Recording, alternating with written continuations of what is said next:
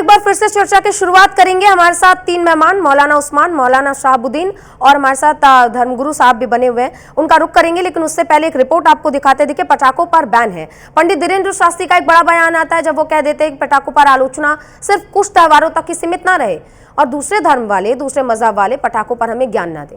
अब बकरीद ताजिया को लेकर भी उन्होंने एक बयान दिया। उन्होंने कहा कि हम उनके त्यौहार पर कुछ नहीं बोलते तो वो दीपावली और अन्य त्योहारों पर क्यों टारगेट करते हैं, हम तो पटाखे फोड़ेंगे। ये बड़ा बयान पंडित धीरेन्द्र शास्त्री ने दिया और ये भी कहा है कि बाकी के जो त्यौहार जैसे कि क्रिसमस, न्यू ईयर मनाए जाते हैं उन पर भी पटाखों पर बैन लगना चाहिए।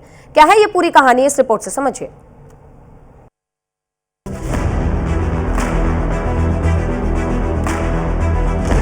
दिवाली से पहले ही पटाखों पर रोक और नियम का मुद्दा गरमाया रहता है। पटाखों के खिलाफ कानून और नागरिक सुरक्षा की बहस इस साल भी तेज हो गई है और अब बागेश्वर धाम के पंडित धीरेन्द्र के तीखे तेवरों ने मुद्दे को और गरमा दिया है। इस बार शीर्ष धर्म प्रचारक बागेश्वर धाम के पंडित धीरेन्द्र शास्त्री ने खुलकर कहा कि पटाखों पर आलोचना सिर्फ कुछ त्योहारों तक ही सीमित न रहे और साथ ही लोगों से अपील भी की कि दूसरे मजहब वाले पटाखों को लेकर हमें ज्ञान न बांटे, हम पटाखा फोड़ेंगे। उन्होंने ये तर्क दिया कि दीपावली पर पटाखों से प्रदूषण होता है लेकिन नए साल पर पटाखों से नहीं और इस तरीके के प्रतिबंध को सनातन हिंदू धर्म को निशाना बनाने वाला बताया।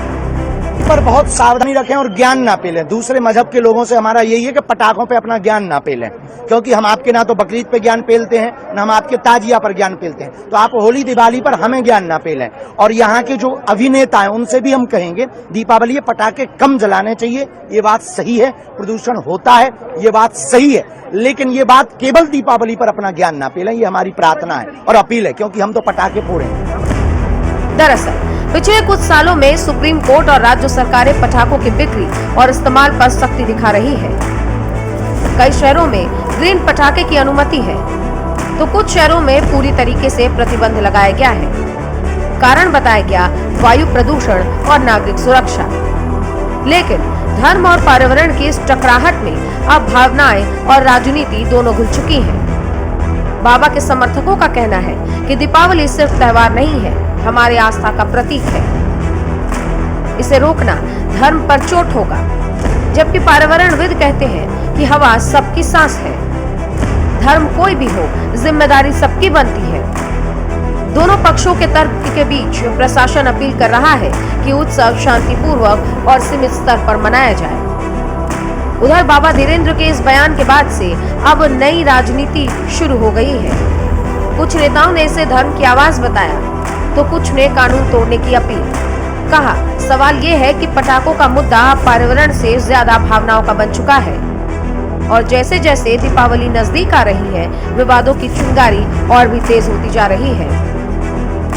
विवाद बढ़ रहा है, अदालत भी इसको सुन रहा है और स्थानीय प्रशासन अवैध पटाखा निर्माण और बिक्री पर बड़ी कार्रवाई कर रही है। दिल्ली एनसीआर में दीपावली पर पटाखों की गूंज पर अब सुप्रीम कोर्ट में बहस छिड़ गई है। दीपावली से पहले सुप्रीम कोर्ट ने दिल्ली एनसीआर में पटाखों पर बैन हटाने की याचिका पर सुनवाई की। इस दौरान कोर्ट ने कहा दिल्ली एनसीआर में पटाखों पर बैन लगाना असंभव सा है, ये व्यवहारिक और आदर्श नहीं है। चीफ जस्टिस BR गवाई और जस्टिस विनोद चंद्रन की बेंच ने ये कहा कि ऐसे प्रतिबंधों का अक्सर उल्लंघन होता है।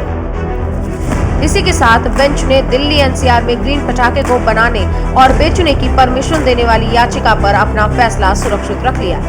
अदालत में हुई सुनवाई के दौरान एक अहम सवाल उठा कि क्या सिर्फ 2 घंटे में दिवाली की असली रौनक महसूस की जा सकती है। सॉलिसिटर जनरल तुषार मेहता ने कहा बच्चों को त्योहार मनाने दें, बिना टाइम लिमिट और रोक टोक पटाखा फोड़ने दिए जाए, यानी कि रात 8 बजे से लेकर 10 बजे तक ग्रीन पटाखे फोड़ने की अनुमति दी जाए, यानी कि NEERI की ओर से प्रमाणित ग्रीन पटाखों का निर्माण और बिक्री खुलेआम हो सके। जॉइंट पटाखे या फिर लड़ी का निर्माण, बिक्री और उपयोग ना हो। इसी के साथ पटाखों की बिक्री केवल लाइसेंस प्राप्त व्यापारियों के जरिए ही किया जाए।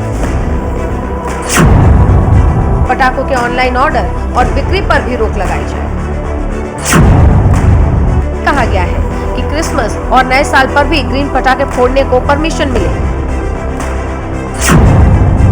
इतना ही नहीं, रात के 11:55 से 12:30 बजे तक ग्रीन पटाखे फोड़ने की परमिशन हो। सुबह 4 बजे से 5 बजे और रात के 9 बजे से 10 बजे तक ग्रीन पटाखे फोड़ने की अनुमति दी जाए। तो सवाल वही है कि क्या धार्मिक परंपरा और पर्यावरण के संरक्षण के बीच कोई संतुलन बन सकता है, या फिर हर साल दिवाली से पहले यही जंग दोहराई जाए? कौन फोड़ेगा पटाखे और कौन करेगा बयानबाजी? Bureau report, news India. तो इस रिपोर्ट में हमने आपको समझाने की कोशिश की कि क्या क्या बयानबाजी और क्या क्या याचिकाएं इस वक्त सुप्रीम कोर्ट में हैं। हमारे साथ 2 मेहमान बने हुए हैं, विष्णुदास महाराज बने हुए हिंदू धर्मगुरु के तौर पर, और मौलाना उस्मान हमारे साथ बने हुए, उनका रुख कर लेते हैं। महाराज जी, पहले आपके पास आऊंगी। ब्रेक पे जाने से पहले आपने देखा क्या तीखी बहस हुई, और अगर सवाल पूछा जाता है तो फिर कहीं ना कहीं हमारे निष्पक्षता पर सवाल उठा दिया जाता है। आपका क्या कहना? हमारे साथ मौलाना उस्मान लगातार बने हुए हैं। आपके चैनल के माध्यम से मैं यही कह रहा हूं कि ये हिंदुस्तान है और हिंदुस्तान में हिंदू, मुस्लिम, सिख, ईसाई सब रहते हैं, मगर जब हमारे संस्कृति सनातन धर्म का कोई त्योहार आता है तो उस पर देने की जरूरत नहीं है। उनके क्या हमारे लोगों के पास ज्ञान है, हम लोगों को मालूम है, मगर जब हमारे त्योहार आते हैं तब इनका ज्ञान क्यों हो जाता है चालू, और वो हमारे धर्म गुरुओं को निशाना ले करके उल्टा सीधा बयान क्यों करते हैं? विषय यह है कि जो भाईचारा का प्रेम है उसको बना करके रखिए तो ठीक रहेगा, और अगर बिगाड़ने की कोशिश करेंगे तो बिगड़ता जाएगा। अच्छा बनाने में टाइम लगता है और बिगाड़ने में टाइम नहीं लगता है। इसीलिए हमारा कहना यही है कि अगर आपका इस्लाम धर्म को आप मानते हैं, अपने अल्लाह को मानते हैं, खुदा को मानते हैं, तो इस तरह आप हमारे संस्कृति सनातन धर्म के त्योहार पर ज्ञान मत दीजिए। ये जो दीपावली दीपोत्सव है, ये दीपोत्सव सबको देता है प्रकाश, चाहे वह कोई भी धर्म का हो, कोई भी जात का हो, ठीक है, स्वयं तो प्रकाश देता है, सबके जीवन में भी प्रकाश आता है। इसीलिए हमारा बार बार आपके चैनल के माध्यम से यही कहना है। ठीक है, मौलाना उस्मान से जवाब ले लेते हैं। मौलाना जी, ये सवाल देखिए हर साल उठता है, कोई आज की नई बात नहीं है। हर साल दीपावली पर ऐसी ही चर्चा होती है कि पटाखों पर दीपावली के समय बैन की चर्चा क्यों हो रही है। अब देखिए बात ये भी है कि त्यौहार कई आते हैं जिसमें पटाखे जलाए जाते हैं, जिसमें कई जानवरों की हत्या भी की जाती है। मैं कोट नहीं करूंगी क्योंकि इसके पहले कोट किया था तो फिर हमारी निष्पक्षता पर सवाल खड़े कर दिए गए। बात यहाँ पर यह भी उठ रही है ना कि भाईचारे की भी हम बात कर रहे हैं, और हर धर्म और हर धर्म के लोगों के साथ में हम अच्छे से निभा रहे हैं। यहाँ तक कि आप इस बात से इनकार नहीं कर सकते कि हिंदू जो है और मुसलमानों के बीच में ये भाईचारा है कि हम ईद की भी शुभकामनाएं देते हैं, बाकी के लोग ईद की शुभकामनाएं देते हैं। लेकिन बार बार ये सारी चीज़ें, बार बार इस बात पर सवाल उठाना और उसके बाद इसको लेकर एक तीखी बहस करना कहाँ तक जायज़ है, और हर साल बार बार यही क्यों? देखिए, मैं तो सबसे ज्यादा कमाल ताज्जुब इस बात पर कर रहा हूं कि ये बहस किधर पहुंचाई जा रही है। हम में से किसने इस पर सवाल उठाया है? ये सवाल हमने नहीं उठाया है। यहां पर बहस हो रही है, हमारे धीरेन्द्र शास्त्री जी ने एक बयान दिया है, तो वो प्रथम दृष्टया उनका बयान सीधा कानून और कोर्ट को चुनौती दे रहा है कि हम नहीं मानेंगे। हम इस पर हमें कोई दिक्कत नहीं है, वो माने या ना माने, हमें कहां दिक्कत है, हम तो इस पर कोई आपत्ति नहीं कर रहे हैं। और ये मसला है कोर्ट ही में चल रहा है, ये मसला सुनवाई हो रही है तो वहां हो रही है। तो हमें, अगर हम इस देश का नागरिक अपने आप को मानते हैं तो हमें अपने इस देश के संविधान का पालन करना चाहिए, न्यायिक प्रक्रिया का भी पालन करना चाहिए, और न्यायालयों का, उसके आदेशों का हमें सम्मान करना चाहिए। रहा नितांत कोई जो मसला धार्मिक है, तो देखिए धर्म की व्याख्या धर्माचार्य करेंगे, और मुझे अपने धर्म की व्याख्या करने का हक है, और जो दूसरे धर्म के मानने वाले धर्माचार्य हैं उन्हें अपने धर्म का व्याख्या करने की हक है। मेरा धर्म मना करता है कि मैं किसी दूसरे धर्म की किसी भी परिपाटी पर, किसी भी चीज पर, चाहे मुझे कितनी गलत नजर आए, मैं उस पर उंगली उठाऊं, मेरा धर्म इस पर मना करता है। अब इससे आगे बढ़ते हैं, तो जब ये पटाखों से जुड़ा एक मसला है, तो केवल पटाखों का जुड़ा मसला नहीं है। हमारे देश में किसान रहते हैं, उनको पराली पर भी पाबंदी लगाई गई है। ये तमाम चीजें चल रही है और ये कई साल पुराना एक आदेश है, उसके बारे में दोबारा से कुछ विचार करने के लिए कोर्ट में ये मसला पहुंचा है। तो वहां पर जो भी इसका हल निकले, मैं तो समझता हूं हमारा कोर्ट बहुत अच्छा है, वहां बेहतर है हल इसका निकाला जाएगा। रहा मौलाना धार्मिक तौर पर, ये कह रहे हैं कि धार्मिक, मैं यही एक चीज बड़ी खास बात मैं कर जरा सी, धार्मिक तौर पर हमारे कोई भी धर्म गुरु, जैसे मैं अगर बात करूं अपने इस्लाम में, तो मैं कहूंगा देखिए हमारा ये पटाखा मना है, ये फला चीज बना है, फला काम मना है और उस आधार पर मना है। वैसे ही हमें हमारे धर्माचार्यों को अपने धर्म ग्रंथ के आधार पर एक जीवन पद्धति निर्धारित करने के लिए और उससे जीवन जीने के लिए आम लोगों से कहना चाहिए कि देखिए हमारा धर्म इस काम के लिए कहता है, इस काम के लिए कहता है, इस काम के लिए कहता है। रहा इसमें, इसके बावजूद भी एक तरह से इसमें जोड़ा गया, अभी कुर्बानी को भले ही आपने उसमें नाम नहीं लिया, मैं आपकी उस पर सवाल नहीं उठा रहा हूं, लेकिन मैं बात यह करना चाहूंगा कि कुर्बानी पर सवाल वो उठाए, जैसे मैं हूं तो मुझे कुर्बानी पर सवाल उठाने का हक नहीं है कि अगर दूसरा क्यों बलि कर रहा है, मुझे इसका हक नहीं है।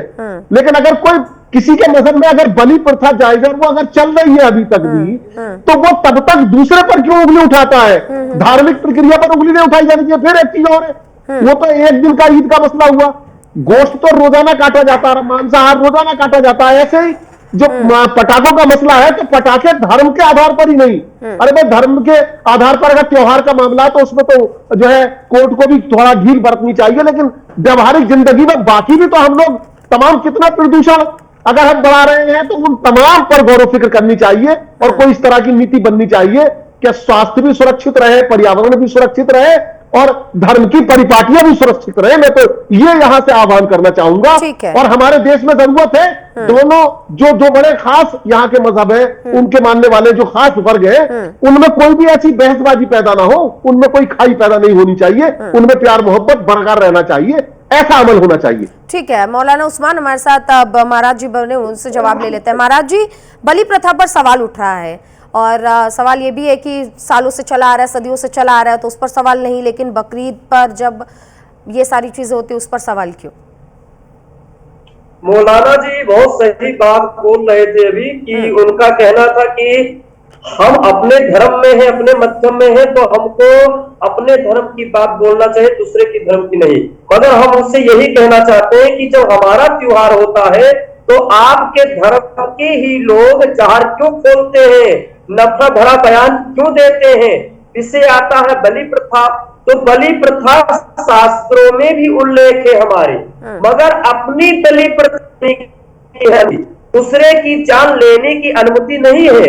हमारे लोगों में जब पूजा पाठ होता है, बलि दिया जाता है, तो शास्त्र में लिखा है कि नारियल के रूप में बलि दिया जाता है, अपनी बलि दिया जाता है। जिस तरह रावण ने अपनी बलि दिया था, रावण ने अपने सिर का बलि दिया था, वो अपनी बलि शास्त्रों में उल्लेख है। मगर दूसरों की बलि देना, जो हत्या करना, ये किसी शास्त्र में, किसी पुराण में नहीं है। अगर हमारे सनातनियों में अगर हो रहा है, चाहे ये इस्लाम को मानने वाले में हो रहा है, तो ये गलत हो रहा है। आपके चैनल के माध्यम से बताना चाहता हूं कि जो शास्त्र में लिखा है उसी के अनुसार सारा कार्य होना चाहिए। शास्त्र के विरोध अगर कार्य होता है तो कहीं ना कहीं उसका दंड मिलता है। सभी को भगवान ने जीवन महाराज जी, लेकिन जो आप बात कह रहे हैं कि शास्त्रों में अपनी बलि देने का प्रावधान है, अपनी बलि देने के बारे में चीजें लिखी गई हैं, लेकिन आमतौर पर बलि हम देखते हैं कि कई छोटे छोटे जो वो होते हैं उनकी भी बलि दी जाती है। तो जाहिर सी बात है, ये सवाल उठना बिल्कुल लाजमी है कि अगर बलि में ये चीजें जायज है तो फिर बकरीद में कैसे नाजायज हो गई? जी, ये गलत है। अगर हमारे सनातनियों में हो रहा है तब भी गलत है, अगर उनमें हो रहा है तब भी गलत है, क्योंकि किसी को भी जीवन लेने का अधिकार नहीं है। जीवन देने वाला ईश्वर ने सबको जीवन दिया है। अगर जीवन लेना ही था तो वो पहले क्यों जन्म देते, क्यों शरीर के रूप में आते? अलग अलग शरीर का निर्माण, अलग अलग मनुष्य योनि अलग है, जानवर योनि अलग है, अलग अलग रूप स्वरूप है, और भगवान ने ये सृष्टि का अलग अलग निर्माण किए हैं। उनका आयु भी तो अधिक नहीं रहता है। बकरा बकरी कहीं 12 साल, कहीं 7 साल में ही इनकी मृत्यु हो जाती है। तो इनको मारने वाला स्वयं अपराधी है, मारने वाला स्वयं पापी है, ये हकीकत है। ये आज के धर्म गुरुओं को बोलना चाहिए, जो सनातन के धर्म गुरु है उनको भी बोलना चाहिए, और जो इस्लाम को मानते हैं उनको भी बोलना चाहिए। क्या पूरे हिंदुस्तान से समाप्त होना चाहिए, यह बहुत बड़ा अपराध है। पर इस हमारे भाव हमारे विचार को समझ नहीं पाएंगे, क्योंकि उनको समझने के लिए अपना ही ज्ञान देने लगेंगे। मगर जो शास्त्र में है उसके अनुसार हमने बताया, आपके चरण के माध्यम से एक हकीकत बताया कि जिस तरह पहले आदि काल से पहले ऋषि मुनि कोई भी महात्मा जन रहते थे, अपनी बलि प्रथा इसलिए देते थे कि वो कहते थे कि हे प्रभु ये कार्य हो जाए तब मैं अपनी जीभ काट करके आपके चरणों में रखूंगा, आप मैं अपना सिर काटूंगा, मैं अपनी उंगली काटूंगा। इस तरह वो चरणों में रखते थे तो खुशी होते थे। और दूसरों की चाल लेना और दूसरों की जीवन को लेना या अपराध है। आप किसी को जीवन दे नहीं सकते हो तो जीवन लेने के अधिकारी नहीं हो, किसी को आप सुख पहुंचा नहीं सकते हो। ठीक है मौलाना उस्मान से सवाल ले लेते हैं। ठीक है मौलाना उस्मान, आपको भी पता है कि सनातन धर्म में गौमाता को बहुत ही पूजनीय माना जाता है।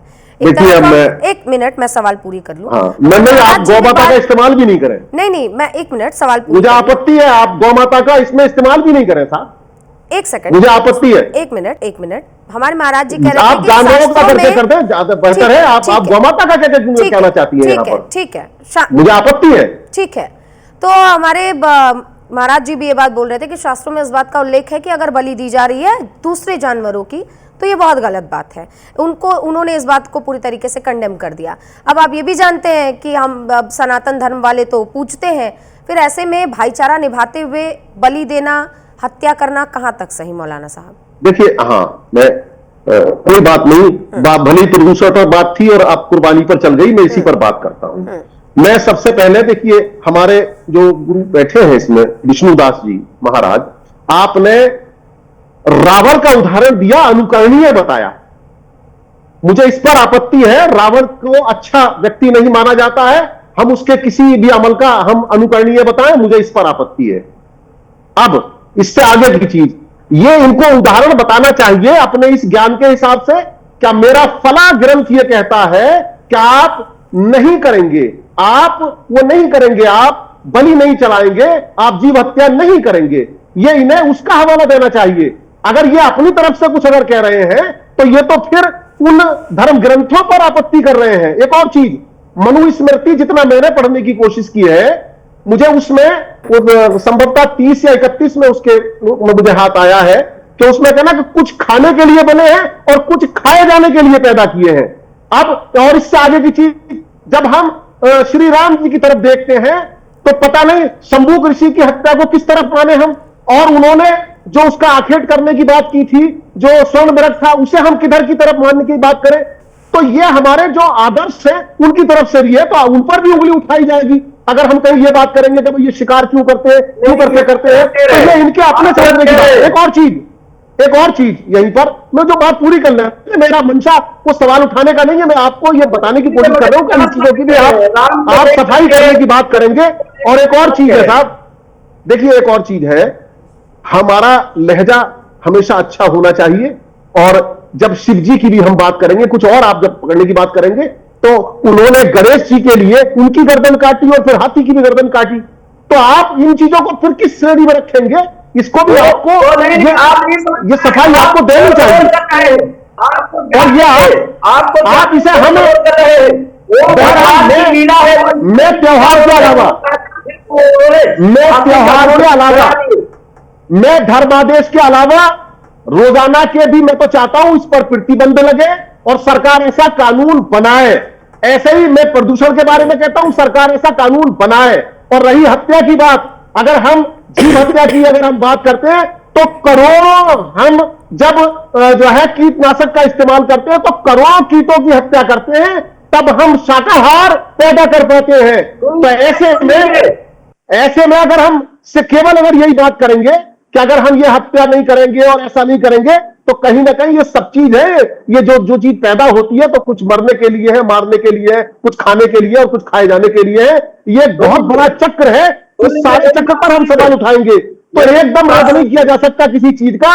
ये बड़े तार्किक दृष्टि से कानून को अपना कानून सुन लीजिए, हम और आप चलाएं, वो शायद सबसे ज्यादा बेहतर होगा। धर्म को धर्म ग्रंथों से चलाएं। जी, प्राण सबके अंदर है, मगर कुछ जीव सूक्ष्म है और कुछ जीव रूप के आकार है, और उनको देखने के बाद उनकी हत्या करना, उनको आहार समझ के खाना, ये बहुत बड़ा अपराध है। इस बात को आप समझे ना समझे। दूसरी बात है, जो हमारे राम को लेकर के, मेरे आराध्य को लेकर के जो आपने कहा कि ऐसे आदर्श से, ऐसे महापुरुष ऐसे उन्होंने किया, तो क्या उन्होंने नहीं किया? ये आप गलत कह रहे हैं। पहले शास्त्र का ज्ञान कीजिए। उन्होंने जब भी उन्होंने लीला एक दर्शाया, साथ में उन्होंने लीला दर्शाया, मेरा ज्ञान वर्धन कर दे, मेरा ज्ञान वर्धन कर दे आप, मैं मानूंगा आपकी बात। मैंने तो कहा कम सूक्ष्म ज्ञान है, आप ज्ञान वर्धन कर दे, बता दीजिए। शंभुक ऋषि जी की हत्या का क्या था? शंभुक ऋषि जी की क्या क्या दोष था? अगर कोई कर रहा है तो गलत है। अरे शंभुक ऋषि जी की हत्या क्यों की गई थी, मुझे बता देना, मेरा ज्ञान वर्धन कर दे। और हाथी की गर्दन क्यों काटी गई, मेरा ज्ञान वर्धन कर दे। आप कर देना ज्ञान वर्धन। अगर भोलेनाथ जी, अगर गणेश जी का गर्दन नहीं काटे तो अपने पहले पुत्र की गर्दन काटी, फिर हाथी की गर्दन काटी। हाथी का रूप तो लगाए, आप किसी को मारिए, उसके बाद किसी को जीवित दीजिए कर, तो हम जाने। पहले आप बात समझिए, वो परमात्मा है, उनकी ये लीला है। आप उनकी लीला को नहीं समझ पाएंगे, वो ईश्वर है। आप किसी भी, मैं कह रहा हूं, किसी एक पेड़ के डाली को काटिए, उसके बाद आपसे कह दिया जाए कि इसको जोड़ दो, तो आप जोड़ पाएंगे? तो जो आपने काटा उसको आप जोड़ नहीं सकते हैं, तो काटने की क्या औकात है आपकी? आप किसी को जीवन दे नहीं सकते, तो जीवन लेने की क्या औकात है? नहीं, ये जीवन तो पौधों में भी है। जीवन अगर ले भी लेते, ये जीवन पौधों में भी है, सब्जी में भी है। मौलाना साहब, पेड़ पौधे क्या आप भी बात कर रहे हैं? पेड़ पौधे की तुलना हम उन जानवरों से कर सकते हैं जो हमारे जीवन में जो इस पर्यावरण में अहम हिस्सा निभाते हैं। कि अरे जो कीट पतंगे हैं उनमें जीवन है, मौलाना साहब, उनमें जीवन है। मौलाना साहब, या उसमें प्राण है, मगर वो आत्मा बिल्कुल प्राण है, सब चीज में प्राण है, वो बोल नहीं रहे हैं। प्राण है, प्राण ऊंचा है, मगर वो सूक्ष्म है, उनको हम देख रहे हैं, उनमें मांस नहीं दिखाई देता है, खून दिखाई नहीं देता है, वो अस्थायी रूप से है, आप समझिए। और जो अस्थायी है वो अस्थायी है, और जो चलने वाला है, चलाने वाला हमारा आप अस्थायी नहीं है, हमारा आप सब नश्वर है, सब समाप्त होने वाले हैं, हमारा आप सब समाप्त होने वाले हैं। हर जीव जो यहाँ पैदा हुआ है वो मरने के लिए ही पैदा हुआ है। सर, तो सबकी समय सीमा है ना, सबकी समय सीमा है, सबकी एक सीमा तय है। आप कोई बच्चा छोटा खत्म हो जाता है, कोई जवानी खत्म होता है, कोई बुढ़ापे में जाता है। सर एक मिनट, महाराज जी, वही मैं आपको समझाना चाह रही हूँ। मौलाना साहब, खत्म हो जाना और खत्म कर देना, दोनों में जमीन आसमान का फर्क है ना साहब। तो मैं कह रहा हूं ना, कीटनाशकों से हम खत्म करते हैं, क्यों करते हैं, वो कैसे जायज है? अगर वो छोटे सूक्ष्म जीव कीटनाशक नहीं खत्म होंगे तो जो फसलें, दाल चावल हम खा रहे हैं वो हम नहीं खा पाएंगे। ऐसा ही है। सर, आप जानवरों की हत्या की तुलना इससे मत कीजिए। अगर सुनिए, अगर जानवरों को हम जो है, देखिए कुछ जानवर खाने के लिए है और कुछ खाए जाने के लिए है। अगर हम यही सब, ये संतुलन है, प्रकृति ने संतुलन बनाया है, जिसने हमें सबको बनाया है, महाराज जी, बात संतुलन पर आ गई है अब। हाँ, बहुत जगह पर ये पैदा ही नहीं होता है, खाना पीना ये जो हमारे यहाँ पैदा होता है, सब जगह पैदा नहीं होता है। सबसे पहले मौलाना, आवाज म्यूट कीजिए। सबसे पहले तो इनके बात खत्म करता हूं, क्योंकि इसी हिंदुस्तान में ऐसे महापुरुष हुए। हिंदुस्तान में पूरी दुनिया के परिप्रेक्ष्य में बात करो। सुन लीजिए, ऐसे ही महापुरुष हुए जो हिंसा करने से बचते। आप मेरे एक गांव पड़ता है, उस गांव में बहुत से मुस्लिम हैं, और वो जी हाँ। कभी भी ठीक है क्यों हत्या नहीं करते, वो महाराज शाकाहारी जी, है, महाराज जी, शाकाहारी खाते हैं। मौलाना उस्मान, अब अपने एक काम करते हैं। देखिए, अब ये ऐसी बहस हो गई है जो जिसका कोई अंत नहीं है, इस पे कोई विराम नहीं लग सकता। तो देखिए, बात यहाँ पर हमारी दिवाली के पटाखों से शुरू हुई थी, जो बढ़ते बढ़ते दंगों पर हुई, जो बढ़ते बढ़ते दंगों के साथ साथ अब धर्म, मजहब, भाईचारे और उसके बाद जीव हत्या तक आ गई। और ये ऐसा टॉपिक है ना महाराज जी और मौलाना साहब की, ये कभी खत्म नहीं होगा, अनंत है ये। तो इस पर अब हम चर्चा को यहीं पर विराम देंगे। और मैं आपसे ये बोलना चाह रही थी, पूछना भी चाह रही थी आमतौर पर कि देखिए, आप भी भाईचारे को सपोर्ट करते हैं जी मौलाना साहब जी।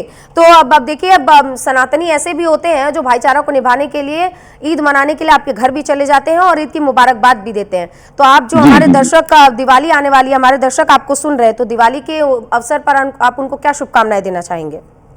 देखिए, ये 5 दिन का त्योहार है दीपावली। उन्हें 5 दिन का संदेश लेकर और इस दीपावली को मनाएं और अपने इस देश की और अपने तमाम देशवासियों की तरक्की के लिए दुआएं करें और हर वो काम उठाने की कोशिश करें कि जो वैमनस्य आपस में फैला हुआ है, कहीं उस वैमनस्य में बढ़ावा ना मिले। यही हमारा सबसे अच्छा देश हित होगा और यही हमारे लिए सबसे अच्छा त्योहार होगा और यही सबसे अच्छा खुशी का मौका होगा। ठीक है मौलाना साहब, अब हमारे साथ महाराज जी भी बने हुए और हमारे करोड़ों दर्शक जो हैं वो अब हिंदू ही हैं, क्योंकि आप जानते हैं आबादी वैसी है तो हिंदू है। मैं कहना चाह रही थी कि अगर आप एक बार सबको ऐसे कह दे कि आप सभी को दीपावली की हार्दिक शुभकामनाएं, तो हमारे दर्शक भी भाईचारे को बिल्कुल सपोर्ट करेंगे और आगे बढ़ाएंगे इस बात को। देखिए, जहां तक इस मुबारकबाद का ताल्लुक है, ये कोई इसमें दिक्कत की बात हो रही है? भाई, सबको अपना है, उनका बिल्कुल मनाना चाहिए। आप अपनी मुबारकबादी के हिसाब से मनाएं, हमें कहा दिक्कत है? एक बार मौलाना साहब, एक बार मौलाना साहब की दीपावली के हार्दिक शुभकामनाएं। मुबारकबाद मुझे कहा दिक्कत है? सब लोगों को मुबारकबाद कहा दिक्कत है? सर, ऐसे मुबारकबाद थोड़ी होता है, सेंटेंस के साथ, जैसे हम ईद मुबारक बोलते हैं सर, वैसे ही एक बार दीपावली की शुभकामनाएं आप बोल दीजिए हमारे दर्शक भी को। अरे मैंने तो सुनिए ना, मैंने तो कहा 5 दिन का त्योहार है ये। धनवंतरी 13 से शुरू होगा, फिर आने वाले 14 पर आएगा, फिर दीपावली पर आएगा और ये सुनिए, फिर गोवर्धन पूजा होगी और फिर भैया दूज पर जाकर समाप्त होगा। इन 5 दिन की मुबारकबाद मौलाना साहब, ये बात मुबारकबाद 5 दिन की सेंटेंस। मौलाना जी एक बार अरे साहब, मैंने तो 5 त्योहार 5 दिन के गिन दिए और 5 दिन की 5 त्योहार। मौलाना साहब, समय कम है हमारे पास, अभी इस चर्चा को यहीं विराम देंगे, लेकिन मौलाना साहब मुझसे आपसे इस बात की खेद जरूर रहेगा कि आपने दर्शक जो हमारे साथ जुड़े हुए थे उनको दीपावली की शुभकामनाएं, ये सेंटेंस आपने नहीं बोला। फैसला ठीक है मौलाना साहब, बहुत बहुत शुक्रिया आपका कीमती समय निकालने के लिए। और विष्णुदास जी, आपका भी बहुत शुक्रिया, चर्चा में आप हिस्सा बने और अपनी बात को रखा यहाँ पर। तो देखा आपने, देखिए, दीपावली पर पटाखों की बहस धर्म पर आती है, भाईचारे पर आती है और उसके बाद जीव हत्या पर आती है, लेकिन ये बहस अनंत है। इसीलिए दीपावली को लेकर अब सुप्रीम कोर्ट में जो फैसला सुरक्षित पड़ा है, इंतजार उसी का होगा कि आखिर कोर्ट अपना क्या फैसला आने वाले समय में सुनाती है। फिलहाल के लिए चर्चा में बस इतना ही। आप बने रहिए न्यूज़ इंडिया के साथ।